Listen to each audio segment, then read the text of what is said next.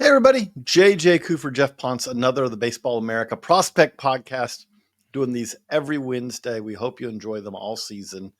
And we're diving in because, as Geoff and I were talking yesterday after another one of our conversations, man, it's nice to have baseball, minor league baseball, to talk about, not to analyze what happened 4 months ago, 5 months ago, not to fixate on spring training, which we know is interesting, but not the same thing as regular season games.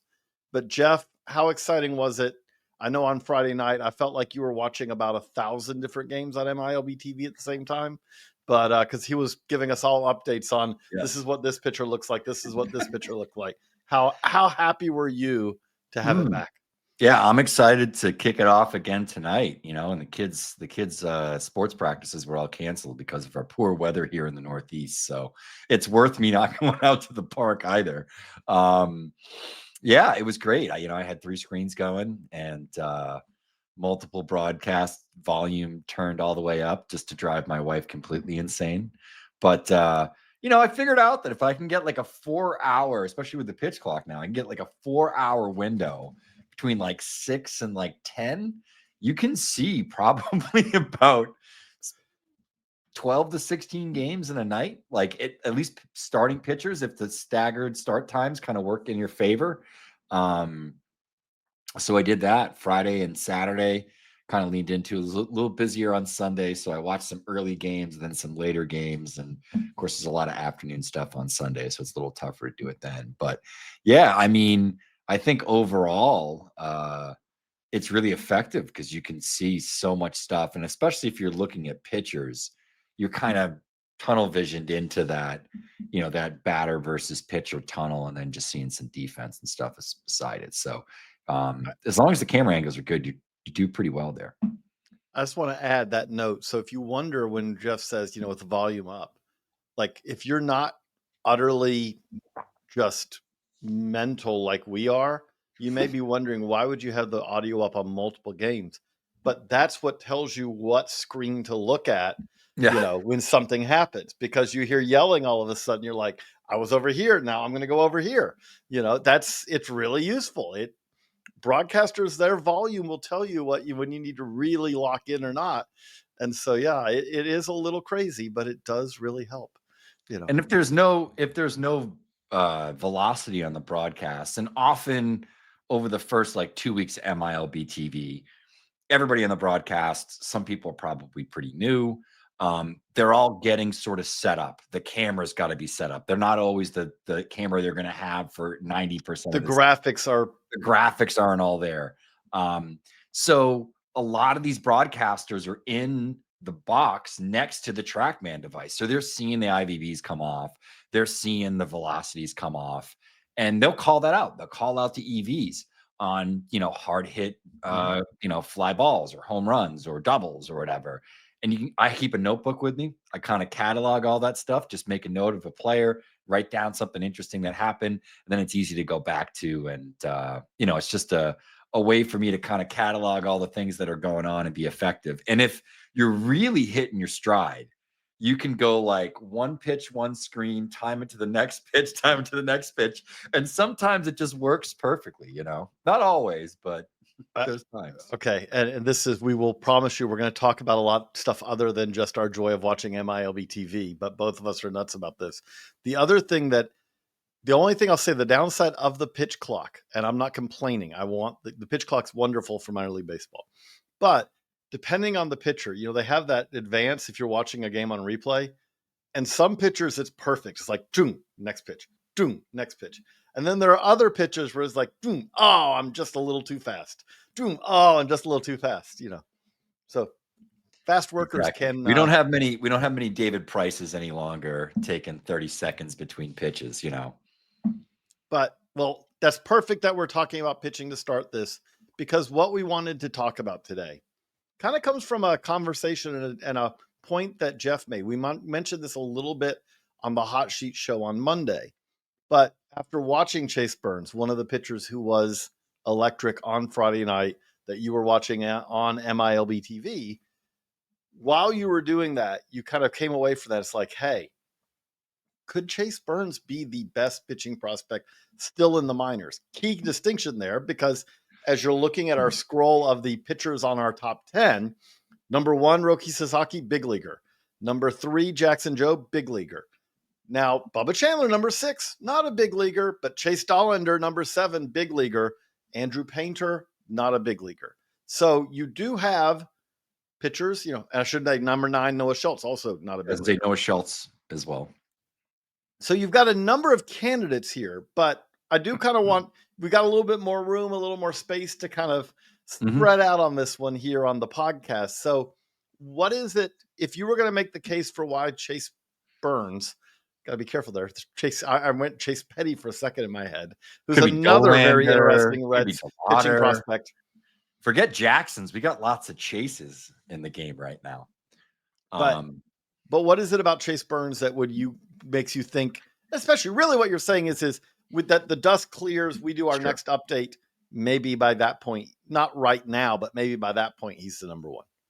Yeah, I think when you just kind of go through all the names that you mentioned, you can kind of go head to head and really make a case for Burns. I think you look at him versus Bubba Chandler. Chandler has more upper minors experience, but certainly you can look at Chase Burns' college experience, and particularly his last year at Wake, where he went very deep into starts, handled high pitch counts, all that sort of stuff.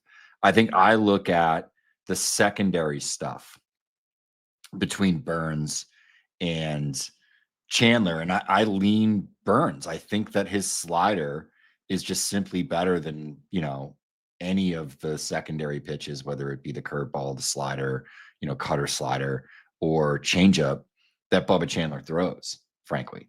And I then look at the fastballs and I think like, all right, like what's your flavor in terms of fastballs, right? I think ideally just from like a sexy stuff on a spreadsheet perspective, Bubba Chandler looks insane, right? And it's a great fastball. I think these are 2 fastballs that we could probably say that they could be categorized as 70 to 80 grade fastballs, but they're a little different, where you got the lower release height, higher efficiency, with good ride, tons of velocity from Chandler, an ideal fastball shape. I've compared it before to like a Garrett Cole. And then on the other side, you have a Chase Burns where it is a true cut ride 4-seam fastball at 98 to 100 miles an hour. And it sits that, and he holds that velocity. And it's 17 to 18 inches of induced vertical break with 0 horizontal. So it's true cut. Those fastballs, when you look at the highest swing and strike rates in baseball, and I kind of plotted out, vert and horizontal and velocity, and just kind of looked at those 4 characteristics. The fastballs that miss the most bats are fastballs like Burns, like Tyler Glasnow, Robert Suarez, guys like that. All right. And then, I think let me interject here. Before we go further, I just want to ask one thing to explain this to someone who, if you're listening to this and you say like, okay, that cut ride fastball, those are the ones that get swings and misses. Describe that to someone who may not fully picture that in their head. So like, okay, you're coming off a right-hander, the ball's fourth is coming, fastball's coming to the plate. What kind of movement are they going to see that would describe a cut ride fastball? Sure. So it's going to purely ride. And ride means it's going to raise. It's going to rate up, right? So yeah. I'm trying to get you past the terms to like if someone doesn't understand the terms. A majority of fastballs, whether they're 4-seamers, whether they're 2-seamers, move to the arm side. And usually move to the arm side, I would say between 6 to 14 inches. Like it's somewhere in that like 7 to 8 inch range is where you're going to mostly, and like the big thing with hitting is it's muscle memory. You're sort of going off of like lived experience as a hitter. I'm going to interject. It's visual chunking is what I would say it is. Probably a better way to put it. Same thing, but visual chunking, which means you're not going to be able to follow the ball all the way to the plate. What you're really doing, your eyes and your brain are trying to match it to something you've seen before to extrapolate where the ball is going to go from there. Then you've got to decide to swing. And I'm going to put my bat here because I expect the ball that is there moving like that will end up here at this time. Sorry. Exactly. So it almost starts like the cut ride fastballs almost don't move that way, but still ride. So in two different directions, they're kind of fooling you. Okay, Plus, sorry. I I'm just mean, going to, every time you use the term though, when you say it still rides. So if I'm a hitter, I'm thinking that that ball is going to tend back, again, arm side. It's going to tend back from the pitcher's release point, the right-handed hitter, in towards me, right? yeah. Yes. But as you said, it's got cut. Yeah. So again, I'm just trying to, if there's someone who's watching this who doesn't, what is the cut movement on that pitch? So that means that there's an absence of arm side movement, really, when we talk about cut. It's not necessarily horizontal, which I think kind of gets mixed in, which is more sweep. It's more like, particularly on cut fastballs, it's the absence of sort of movement to the arm side, which is So what's typical. instead of it going like this, it's going more this, which It's going more sounds straight. like, wait, but it's a straighter fastball. But because hitters are expecting the fastball to move, a straighter fastball to their eyes, to their brain, is basically an unexpected fastball. Yeah. And I think like we can even go back in history and we've seen pitches like this for decades. I mean, when I go back and I look at video or just like still frames of like Sandy Koufax's release point, super vertical, right? And you can tell that he gets ride and cut. You're going to get more cut, and ride from a higher release point. You're not going to get it from a lower release point. So I think that's all part of it. Now, that's just talking about the fastball shapes and him versus Chandler. Noah Schultz just doesn't have the innings. We have not seen Noah Schultz get deep enough into starts. So for me, when I start to compare the two, great slider, really good fastball. Burns might have a better fastball. It's unique. It's right-handed. It's not left-handed, so it's a little different.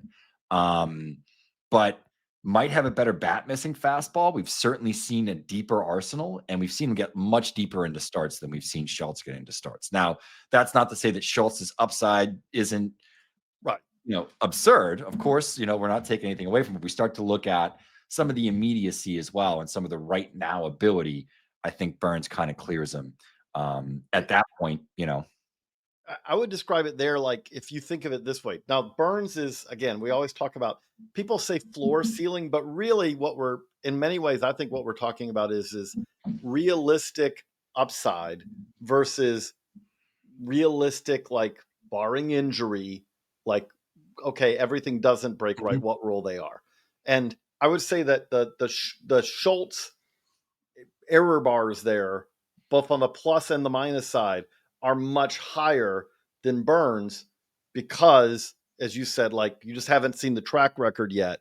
And also with Schultz, like they are I talked to basically the White Sox about this in spring training. They are planning that this year they're going to take the training wheels off a little bit, let Schultz work longer in games. The plan is that this year is the year that kind of gets him prepped to kind of step into that rotation next year. But the other thing we could say with that is like, with Schultz, what makes him so fascinating is when you talk about that body, that delivery, where the ball's coming from, all that. It's when we talk about, to go back to the visual chunking, the chances are there is the chance that he's almost going to be like a pitcher who hitters just don't see guys like, right? Because he's that tall.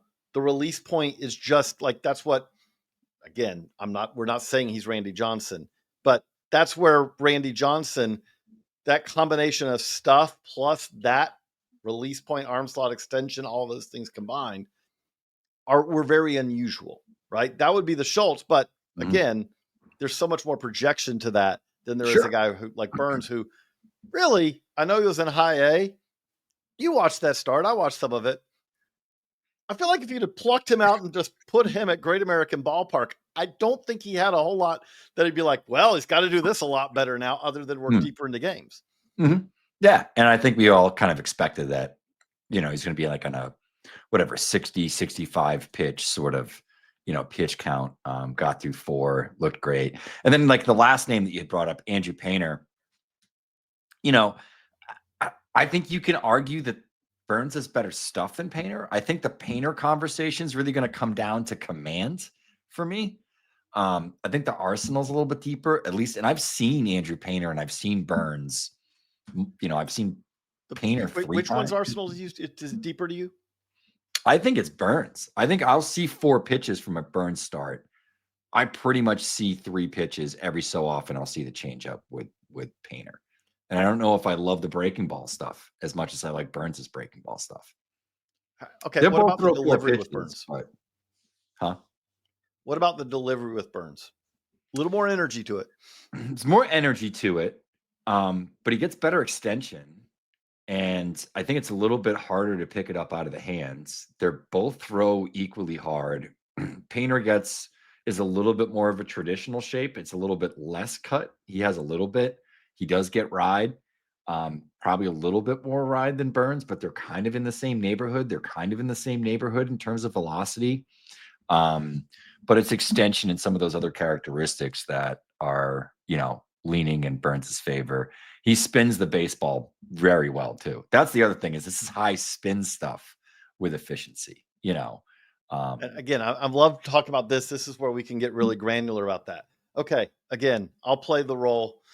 I've had these conversations with you, so I'll play the role of if you're listening to this, you go, okay, because I do think we both think that sometimes spin rate gets kind of overused nowadays, because the way I would put it is spin rate by itself tells you kind of the potential of a pitch in some ways, but it doesn't necessarily, like if someone says that was a 29 or a 3,000 RPM breaking ball, it could be a really good breaking ball. It could be a very mediocre breaking ball. It does mean it's spinning really fast. But when you say that it's a high spin, the thing with it is that gives you, if it's the shape is good, if you're throwing it well, it gives you kind of more potential on that pitch versus one that's lower RPM normally for a breaking ball, right? Yeah, I think there's just more that you can do with it, more variations you could potentially throw of certain pitches as well, because it's just kind of an innate trait. Like we can train and we can improve a lot of different characteristics within a pitch mix. Outside of adding a foreign substance, we really can't up spin rate at like an insane number. Like you can probably add a few hundred RPMs with certain training, That's why I got a podcast coming about this, that there is Yes, now a I knew you way, had one. maybe, But maybe. You're not going to go from probably throwing like a 2,300 RPM breaking ball to a 3,100 RPM No. breaking. You're not going to all of a sudden throw Jackson. If you do, I want to see your fingers, because I think if I try to shake your hand, I'm not going to be able to. Yeah, you're not going to be able to let go. You're going to be able to pick up rocks with one hand just by like placing, my skin will tear off as I try to remove my hand. Exactly. You're going to be ready for strongest man competitions with your spider tack. So like, I think like that's part of it. So, I felt like it was very overrated early on in the StatCast era, where we didn't get a ton of information, and we at least publicly as analysts, we're still sort of learning like, all right, like what is important, what isn't, what other characteristics make a good pitch, and the concept of spin contributing to movement and efficiency, and kind of learning that. And then like it almost felt like spin got so dismissed that we started to forget that there was a lot of good characteristics and ultimately outcomes that can come from that, and having that ability. And I think that's another thing that kind of separates Burns. So I think there's a debate with any of these players, and you could certainly prefer any of them, but I certainly think he's squarely in the conversation now in terms of who's the best pitching prospect that you could see in a given week if you had to tune into one start and really wanted to see excellent stuff and some execution. And I think like he's kind of married that, and also has a pretty good track record of health, knock on wood. And really good track record of health. And I think not had a significant injury. Yeah, and the other thing that I've seen is going through the battles over the course of 3 seasons and building up and having to take on innings and having to have those 110 to 120 pitch starts over the course of a spring, that's like portends very well for starting and moving quickly as a professional, because you kind of can't make up those innings. And it seems like that's always the portion of high school pitching prospects that they're trying to catch up to the college guys in terms of fighting those battles in high stress situations. You really can't replicate that in the minor leagues. There just isn't the same passion you're going to get if you're pitching at a Tennessee, at Arkansas or LSU, or some of these other places where there's big fan bases and everyone's hanging on every pitch.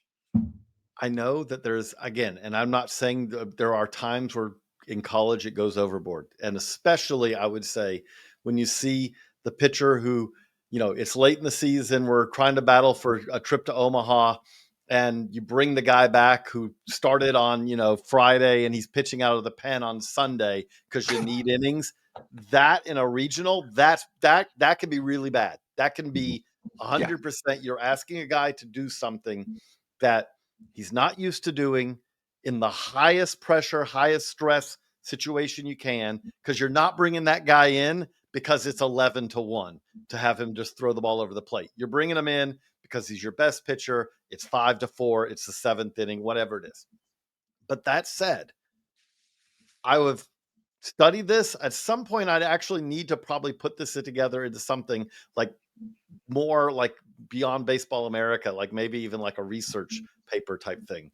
But if you look over the years at the markers of, like, everyone thinks, like, when you see these pitchers, these college aces throw 110, 120 pitches. And I will note, throwing one time a week, which is different than throwing on every fifth day. That actually is a better indicator of big league future success than the guy who got really well handled in college and never threw 100 pitches. Yeah. And the problem, like you said, with the high school guy, not that you can't develop those guys, but if the high school guy, when we talk about Noah Schultz, when we talk about Marco Raya, when we talk about, there's a lot of these high school pitchers who you get to year 3 or 4 of their pro careers, and you're like, the next time they throw an 85th pitch in the game, it may be the first. The next time they throw a pitch in the 6th, it may be the first. We've yet to see any indication that helps guys develop and helps keep guys healthier. Now, sometimes maybe they're being held that way because there's already concerns of their health. But, I think that is a fascinating point with this. There's one other thing I did want to touch on. When you mentioned about spin rate, and I think it's one thing that's useful, as if you're a fan, if you're a listener, a viewer watching this, and you're going, okay, like, a lot of this is hard for me to fully keep up to speed, because we keep adding, it's really cool, we keep adding new ways to measure things. And I know there's a subset there's like, why don't even tell me what an exit velocity is on a hit. Just tell me if it went, it was a home run or not. And it's like, no, that's fine. You can do that. But we've always wanted to know, when we talk about the sound off the bat is different, that is, I don't have the tools to measure it, but I can tell that exit velocity is harder than someone else's. Before we had radar guns, you had scouts like, that pitcher throws harder than this one. I just can't quantify it because I don't have a tool to measure it. As we get tools to measure, we use those things for measurement, right? Like, when we only had spin rate, then spin rate was really important, because even if it wasn't IVB, which is induced vertical break, the amount of, when we go back to the perceived, the amount of basically ride on the pitch beyond what is expected, right? Because you're expecting it to come in like this, and then if it does more than that, that can make it more of a bat missing pitch. Vertical approach angle. If it's a flatter vertical approach angle, a lower vertical approach angle, you get more swings and misses than if it's, if it's a 6 versus a 4. All those things. Once we got those, then spin rate not became unimportant. It became less important because we were using spin rate before to extrapolate what maybe the movement on that fastball was. And then we got that movement. When we see now the stuff that we're starting to get roll out on StatCast with, where point of contact, I think that's going to be huge down the road. Geoff has been, I never wrote that story, but it's been talked about this for 3 years. That's like X and Y, we need Z, because if you think of pitching and hitting in 2 dimensions, you've lost out on a huge thing. When we've said about why we struggle with changeups and how to properly evaluate changeups, one of the key parts of that is if you are looking at a changeup and you're only looking at it from its movement and its velocity, and you say, well, how does that fit in? I don't think you're fully going to be able to measure it the same way if you add in basically where the swings are coming against it, how the difference is as far as when the ball is crossing the plate versus the fastball and when the expected it's going to cross the plate.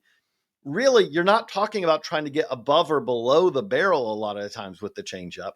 You're trying to get in front of the barrel. You're trying to get where they're swinging, realize the pitch isn't there yet, and so it's a weak swing, and then they're probably going to be, then you're going to be a little bit ahead of it, and so you get this really glancing blow off the bat, you're off the barrel.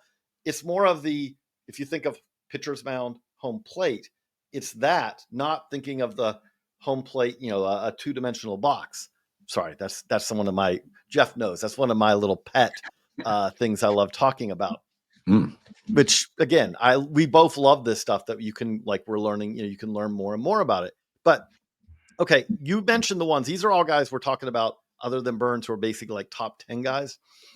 Is there anyone else that you would say is in this discussion right now? Not looking out down the road, but is there anyone else that right now you'd say, okay, if you're talking about the best pitching prospect in baseball, still in the minors, keyword, at this moment? Because if you look at it, like we do, most of these guys, like there's that first group of pitchers, and then if you look on our top 100, then you get to Burns and Rhett Lauder, who's on the IL right now. Then you get to Thomas White, and then you get to Hagen Smith and Quinn Matthews. So I would kind of say no. These are the guys who really are in that discussion right now. But is there anyone else that jumps out to you as being part of that discussion right now?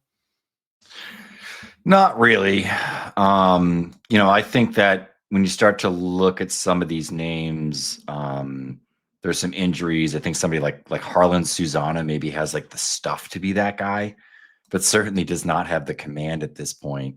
I think Thomas White could pitch his way into the discussion. I think, like, if you're talking about anybody from this group outside of the names that we've already discussed that could find himself in that area at the end of the season, I think it's probably Thomas White, just because of the velocity, the quality of the secondaries, the fact he's left-handed, he throws as hard as he does.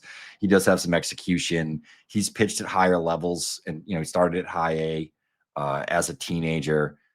To begin the season, could pitch his way up to the upper minors this year and have success. And then I would say Hagen Smith. I think there's a separation between him and Burns, but still a very good pitcher if he proves that, he can go 5 to 6 innings on a regular basis as we get deeper into the summer, and he's executing and he's doing that at a high level. Gets up to AAA maybe by the end of the season.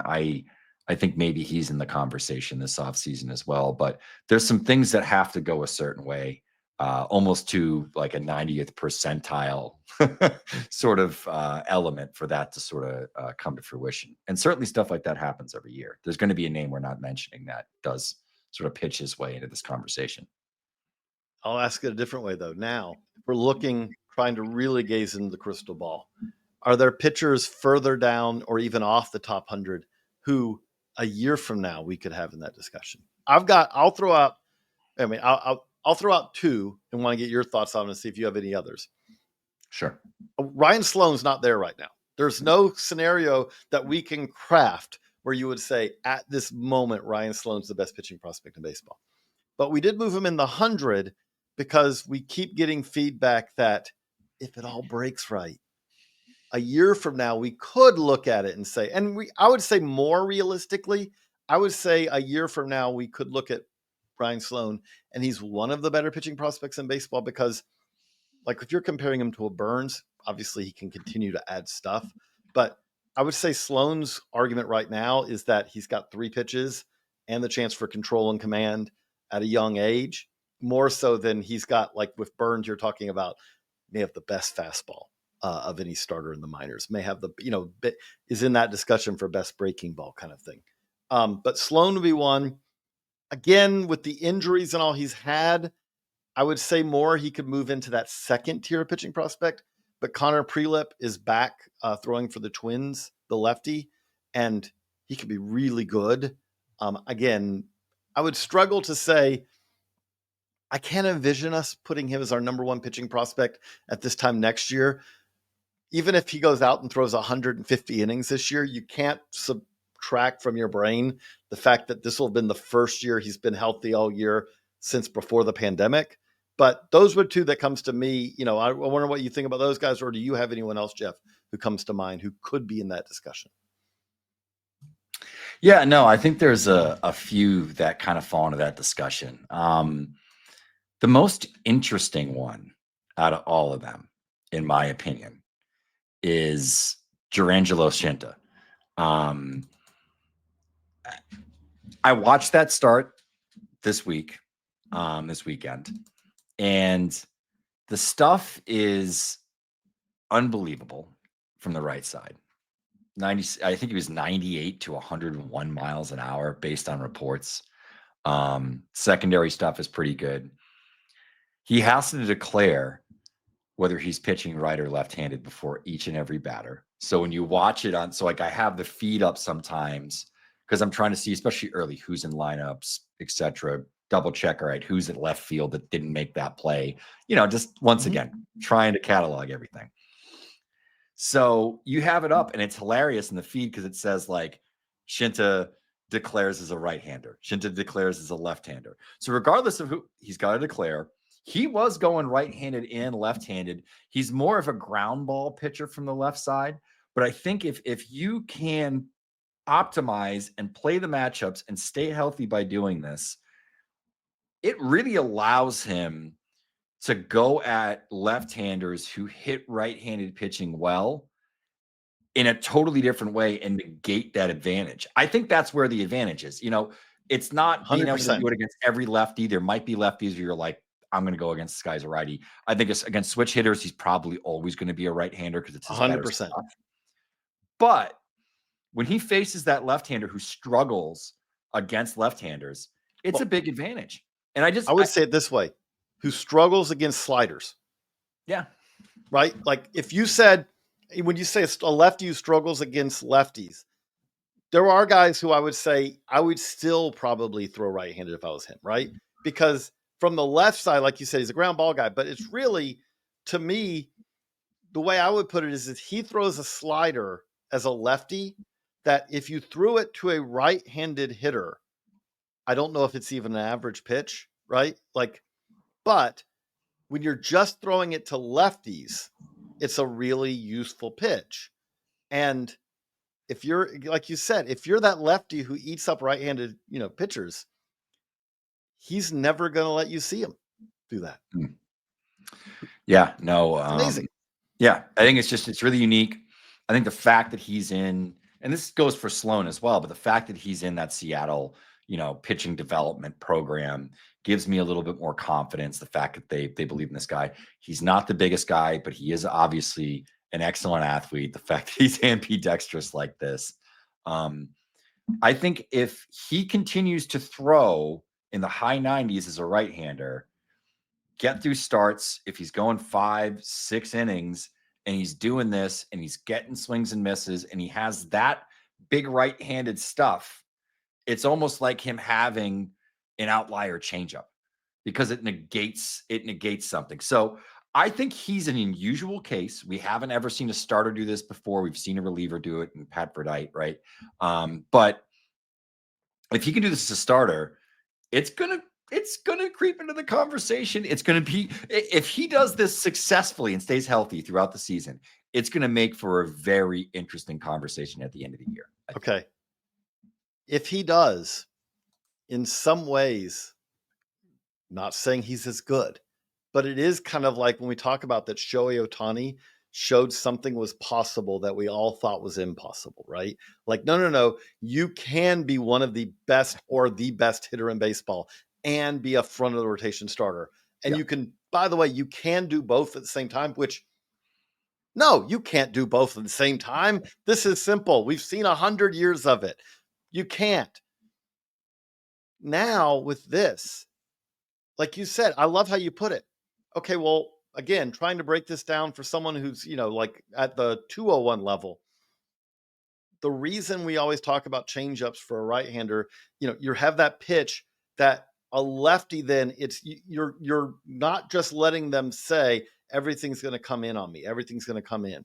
Okay, now I've got something that's going to go away from you. So now I'm making you protect more of the plate. I'm not giving you the same look every time.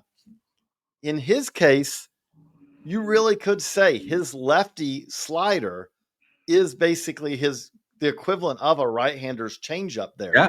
Because he's giving you something that's going away from you that makes it hard. And the key thing about this is we're not going to see a whole lot of guys do this, because in Cinch's case, if you said he was purely a lefty, now I don't know how well he would be, in modern day 3-batter minimum, but as a lefty facing lefties, he's fine, right? Like, it's not as good a stuff as it is from the right-hand side, but it's legitimate lefty on lefty major league stuff, where a lot of the times when we talk about guys who throw both ways, it's like, yeah, he's 94 from the right and he's 86 from the left. And you're like, okay, that's not really, that's not what we're talking about here. Although I will say, when he's 100 from the right, there's still a velo difference here. There's definitely a pretty significant one. Yeah. And I just think I had mentioned to someone this weekend, and it was like, I think this guy, if this works and he is good, this is great for baseball. It's the same vein as what you just said about Ohtani, where it's something so unique that it calls attention to our game. It calls interest to our game, and it kind of puts some of these athletes, and that's what they are, in the spotlight. So he's another one that, one that I wanted to bring up as well. And I'll actually throw another Twins pitcher out here. I wrote about him today. He was actually pretty impressive in what I saw. And it looked like there were some gains late last year in his pro debut. That was, 2023 first rounder, Charlie Soto. Fastball, he's got two different fastball shapes, and he can ride the 4-seam and he can sink the 2-seam. And they sat 97 to 98 miles an hour over 4 innings. The command still comes and goes. He will nibble a little bit. The secondary stuff could still improve. He throws his slider, which is, a hard slider, more than he throws his changeup. But the 7 or 8 changeups he threw, he really got results on. I think he had like maybe 2-3 swinging strikes against that pitch, and guys were biting against it. Not a lot of hard contact. It was a pretty good arsenal, and he made some gains in terms of, it was mechanical changes. I think he just started to get a little bit more direct to the plate. And he's made some changes and started to get some more command. First half of last season, I think he had nearly a 7 ERA heading into July. I think he mentioned this actually in your Charlie Soto report. So I went and looked at it. That's in the Twins top 30. Go and check that out. After that July 1st date, the last 7 starts that he made into September, I think his ERA was like 3.5, 3.6. Strikeout rate jumped. Walk rate got below that 10% threshold. When he's commanding the baseball and just lets the stuff eat in the zone, it's something. I don't know if he's going to be a top of the 100 kind of prospect, but knowing the Twins pitching development, especially guys that have had good stuff in the system over the last couple of years, I think he could pitch his way into the back end of the list by the end of the year. And we could also throw Dasan Hill if we just wanted to keep talking about Twins. Like that one is like, that's the one. That's actually the one right there. Is Dasan Hill was like nasty this weekend. Stuff is great. We'll see how it matures. It's still very early. It's kind of like Juan Valera. It's still very early. There's a lot to like, but I think just knowing and following pitching prospects, we both realize that can go a lot of ways in the coming years. So it's a good version right now. It looks good. Good pick. So that was fun talking about that. We do have some listener questions that we wanted to get to as well. If you have listener questions, just send us an email, AskBA. That's AskBA Baseball America, AskBA@baseballamerica.com. But a couple of questions we have this week. The first one we have, where would you slot Joffrey Rodriguez into the Red Sox system? And follow-up is does moving from the Brewers to the Sox development system change your expectations? We talked about this trade a little bit on the Hot Sheet show. More about the pick, like the fact that the Red Sox got just at the back, just after the back into the first round pick is great. But let's talk about Joffrey for a minute here. So you dive deep. I know Spear does our Red Sox list, but you do it in season. Where do you kind of see him kind of slotting in that Red Sox system the next time we update it? Yeah. And, I live in Massachusetts, and I would say that one of the people that I probably speak with the most in this industry is Ian from Sox Prospects, and I think they do a great job. So we're always kind of chatting back and forth. What did you see in this game? What did I see in this game? And obviously I had a little bit more background on Joffrey, so we were talking about it, and I think that it's not unreasonable to think that he kind of fits in maybe right above Miguel Blaze, just because at this point it feels like Blaze. I'm going to push back on that. I think Blaze is very much like tools, and we don't know if this guy can hit it all. Where Rodriguez's tools aren't as loud, but just in terms of the skills, the plate skills, and maybe potential to add some power, because his EV numbers aren't like Blaze's were at 18, but they are pretty good. I mean, like, it's above average. It's like 102 to 103 90th. He hits a variety of pitch types really, really well. And it's not like he's a positionless hitter. There's enough tools. It's just more like 50-55s. Maybe they can get more bat speed into this guy, and that's kind of what they were looking at. He was a bit of a throw-in, as we talked about. The pick obviously was the bigger part of the equation. But I don't know. I think like it's an interesting conversation. Are you going to lean on the tools or the guy that maybe has some actualized skills that they could then further develop? It's kind of interesting, I think, in that sense. I'm saying he slots somewhere in the 14, 15, 16 range, which Blyce is 9. We'll obviously update again. Hunter Dobbins, Richard Fitz might move up. Juan Valera was going to move up. Yes, exactly. I think Peyton Tolley is going to move up. Valera is going to move up. I think even Dobbins early. Fitz had another quality. Fitz is definitely moving up. He's in the major rotation leagues again last night. So what I would say about that, though, Blaze will move back. Yeah, to kind of the area, the range where he is. That's why I needed to spell this out.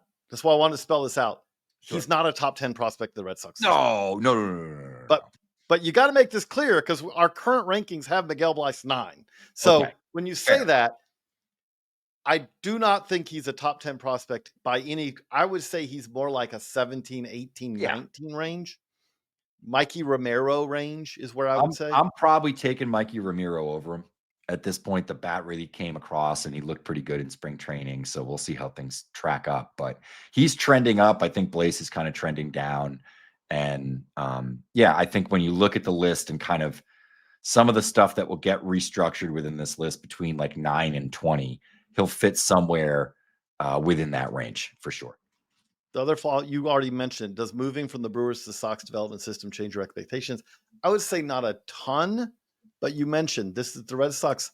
I would say that he's going to be on a bat speed program. And I think on the hitting side, we can, I think it's the opposite of Priester, where the Red Sox have made some gains. They've done some nice things on the pitching side. I think we still got to give the benefit of the doubt when it comes to the Brewers. They've done a great job of, getting more out of prospects they drafted outside of day one, but also even major leaguers that have come there for a short tenure and had good seasons, whether it's Colin Ray and guys like that. But I think when we look at the Red Sox versus the Brewers, they just consistently have developed better hitting prospects outside of Jackson Chourio, who I think is the exception in this particular case. But there's just a longer history of it. We've seen more recent gains, and we've seen gains with players like Joffrey that have really good in zone whiff rates, good swing decisions overall. He'll chase breaking balls a little bit. That's really where his one flaw is, but it's kind of average across the board. But he hits velocity, he hits fastballs, he hits changeups. His numbers are pretty good against breaking balls. And now it's just a matter of, does he have sort of enough skills that we can maybe sacrifice a little bit to get a little bit more impact, and ultimately that will turn him into a better player. He's a good all-around player. I think the one question, though, is like, how much of an impact hitter is he going to be? And we have one other question, simple one. How long do you hold on to Jackson Jobe before cutting him loose? Which this is one that's almost impossible for us to answer, because it very much depends on what kind of league you're in, right? If you're in an 8-team roto league. Yeah, if it's a 12-team standard 5x5, you can cut them now. Like, if you could stream pitchers at this point, then, I'd say like maybe you pick him up every time he's going to start, or when you have an open spot, you can add him back on your roster again. Deeper leagues, I think you got to ride it out. I got him in a Oh, 30-team league, and I'm more than happy to ride that out. that's what I was going to say. Like, yeah, if you're in one of these like simulate the world of baseball leagues where you've got 120 player rosters, you're not thinking of cutting him loose for the next 10 years. Like, okay, it depends on what your contract structure is and all that. But, but other than that, you're keeping him. And I would say, I don't think he's shown anything so far that makes you go like, oh, he's just a disaster or anything like that. No, I mean, it's a 5 ERA over 9 innings. He's got 7 Ks. Like, I mean, I can look at guys that have won. I mean, I can look at Tarek Skubel's numbers so far and probably say, what the heck is going on? It's a couple of starts. And by the way, the first series of the season for the Tigers, I believe, was against the Dodgers too, right? Which not a great place to have to start out. Since that point, they've been one of the hotter teams in baseball. Had a big win. Casey Mize looked great against the Yankees yesterday in the rain. So, yeah, I think if you're tuning into the game, it is time to hold right now in fantasy. It is not time to panic. There's maybe prospects, pop-ups, things like that you want to react to. Soderstrom was out there in your waiver wire. You wanted to add that guy. You want to grab Ben Rice because he's hitting leadoff for the Yankees. Go ahead, make those moves. Don't cut bait with Jobe, though. I think like there's a 12-team scenario where like you probably have enough pitching available on the waiver wire where, it's not going to be that big of a deal if you miss out on this. But no, he's going to settle in. In a month, we could be talking about him going on a run for 3 or 4 starts, right? This is how it works. The only correction I want to make, you said in the rain yesterday, and there was at times that was snow. That was snow. Yeah, you're right. It was actually snow at points in time. It was actually snowing. But so before we wrap up, we like to do this every week. We've got what I'm calling our prospect soapbox, which is where each of us gets to talk about a prospect who fascinates us, who the only standard is we're not going to talk about anyone within the top 100. And like we said, sometimes we may be talking about a guy in part like I better get this one in because he could move in. Well, I've got one of those this week. And Geoff should roll his eyes at this point because he's probably heard me talk about this. Everyone on the BA staff has heard me talk about Rays outfielder Chandler Simpson just an awful lot. Like, you could probably say too much, but hey, when I get interested in something, Simpson. But we need an intro. I got to see him 2 games last week, Durham Bulls, and one of these, if you are on YouTube Shorts, you've probably been and have baseball in your feed. You've probably been served up one of those plays, which is he hit a ground ball to the first baseman, and I don't mean the first baseman dove and then got up and Simpson beat it out. I mean he hit a ball to the first baseman and just beat him on the race to the bag, which is not that unusual for Chandler Simpson. He is one of the fastest players in baseball. I could go on a whole thing about. I think sprint speed sells him a little short because he is one of the fastest by sprint speed, but you have to think of it this way. Sprint speed is the fastest a player gets to, right? During a period of time on that run. But I always like to use home to first times if you're trying to go from home to first because, and again, there's some problems with that too. A right-handed hitter is going to take longer than a lefty. If you're running towards first base, or bunting, that's going to be a different time than if you take a regular swing, all those things. But my analogy I would put to it is that Chandler Simpson's top speed is really fast. But more than anything, he's a drag. If you talk about the difference, this is the difference between a Formula One car and a drag, a car on a drag strip, right? Which is in baseball, very rarely, if you said, oh, my Bugatti Veyron has a top speed of 250 miles an hour. Amazing. Actually, the upgraded version of the Veyron, right? And then you say, well, okay, how do you get it to that speed? And it's like, I never have, I never will. You need, a 10-mile straight strip of road shut down to do that. But if you said, I've got this, dragster and I can go a quarter mile, I can go 0 to, I can do my quarter mile in 8.5 seconds.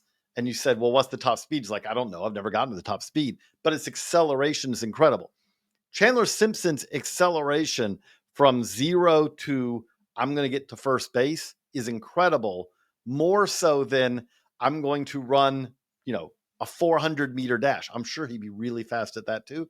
But in baseball terms, the ability to get to top speed quickly, I would say, is more important. There may be Rays players who have a faster sprint speed. There are definitely players in the major leagues who have recorded slightly faster sprint speeds, than Chandler Simpson has this year.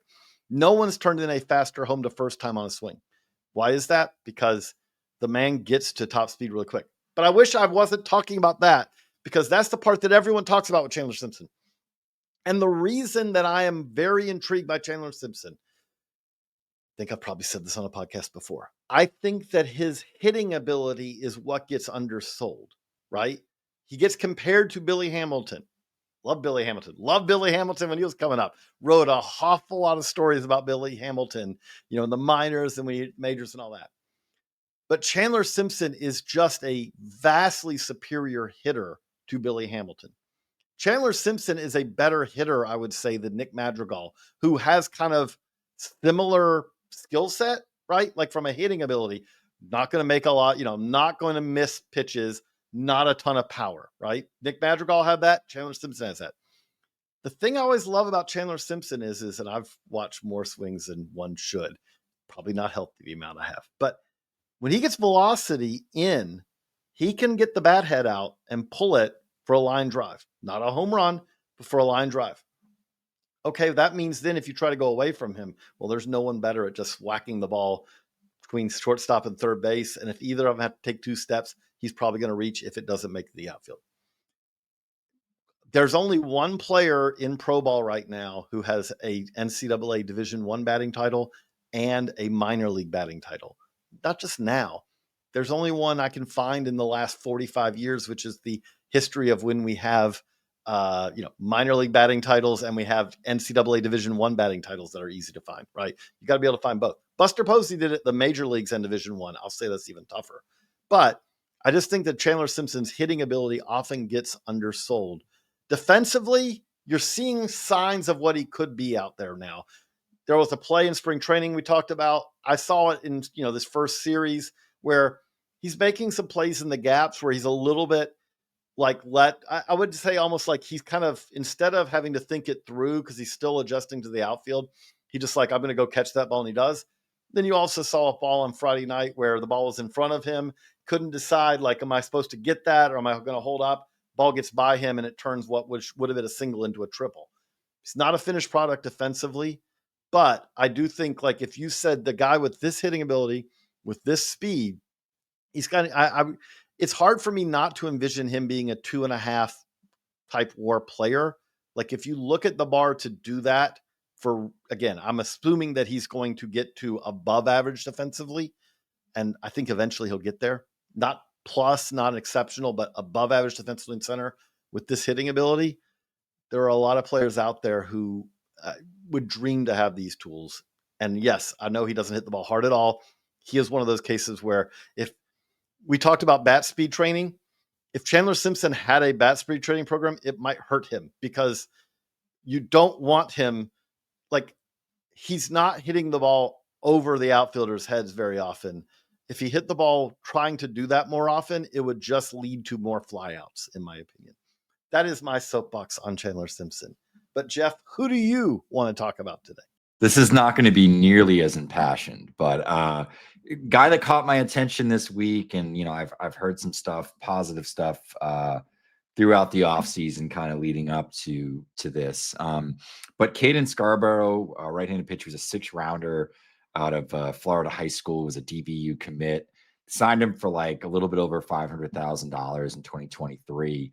Kind of an underrated name. Really, really good mechanics. Super buttery smooth. Does some really interesting things. He had his first start with Low A Hickory, actually, to begin the season. He started on Friday night. Went 3 innings, had, sort of a rough first inning where he allowed a run, and had a couple walks in the second inning, and then really sort of, caught fire and I think retired the final 4 or 5 batters that he faced. But things that I like about him is fastballs like 94 to 96. It's more of like a 2-seam fastball, where there's more, arm side run, not a true sinker, more of like a true 2-seamer. But it's from a really low release height. It's like a 5-3 release. So it's a low VAA two-seam fastball. So it's really interesting characteristics when you kind of factor in release and plane of approach to the plate, and then, the amount of arm side run that he generates, and then, of course, the velocity. So it's a really interesting combination. He was like 80% fastballs, maybe more, throughout that start, through one changeup, but also through a really interesting breaking ball, maybe 8 or 9 times. And it was like 80 to 82. It averaged like 18 inches of sweep, with a little bit of vertical drop. Really interesting pitch.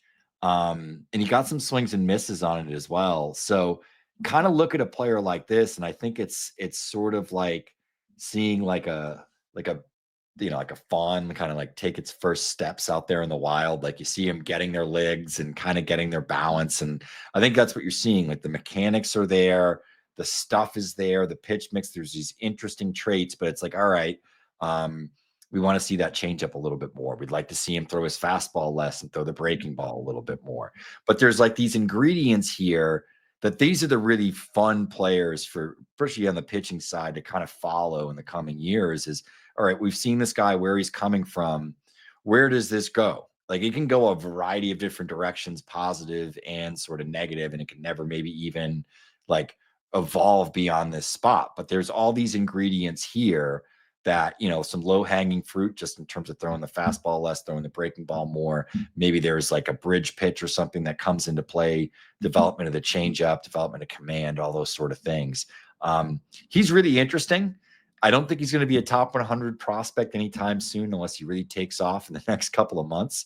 But I do think he's a guy to kind of keep an eye on, and maybe could develop to that point in the next year if, he progresses as a pitcher, just in terms of his execution and just, maybe opening up that pitch mix a little bit more. But interesting stuff, interesting release traits, ability to spin the breaking ball a little bit as well. So it's kind of one of those where, he's only 19, 20 years old. It's very early. He only had 10 pro innings prior to starting the season out in full season this year. So want to see where it goes. But Caden Scarborough, I think, is an interesting name to follow here over the first couple of months.